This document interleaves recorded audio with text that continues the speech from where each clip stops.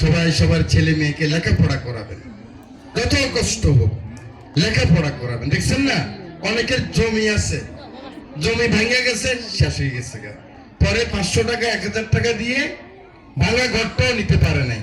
কিন্তু যার একটা পোলা পিয়নের চাকরি করছে, যাদের নদী ভাঙছে, একটা ছেলে পিয়নের চাকরি পাইছে, সেও দেখেন ছোট্ট 1 গন্ডা জমিন কিনা সে কিন্তু ঘর একটা তুলে ফেলছে। আমাদের চোখের উপর তো এটা নাকি, কারণ অনেক বড় গেরেস্ত 2-3টা হালটাল ছিল, কিন্তু ছেলে মেয়ে লেখাপড়া করে না, সেই জন্য কিন্তু একদম নিঃশেষ হয়ে গেছে। এখন লেখাপড়া করা খুব সহজ। আইএ পাস তো আপনার বাড়ির কাছে পড়তে পারে, একদম ঘরের কাছে পর্যন্ত আইএ পাস করা যায়। যদি আপনারা বলেন আমরা ডিগ্রি খুলে দেবো এখানে, যদি মেয়েরা পড়তে চায় ইনশাআল্লাহ আগামী বছরে আমরা আব্দুল হাদী কলেজের ডিগ্রি খুলে দেবো। বিশেষ করে মেয়েদের জন্য খুব সুবিধা হবে, তাহলে মেয়েরা পড়তে পারবো, ঠিক আছে না?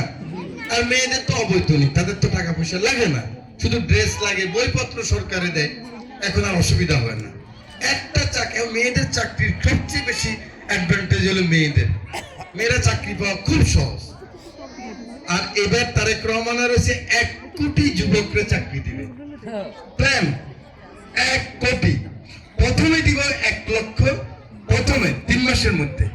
ওই যে আমাদের এই ওরা হেলথের কাজ করবে, এখনো আছে হেলথের পরিকল্পনা কাজ করে না, পরিবার পরিকল্পনা, এই 1 লক্ষের মধ্যে 80,000 মেয়ে, মানে 80% মেয়েরা হবে প্রথম 3 মাসের মধ্যে।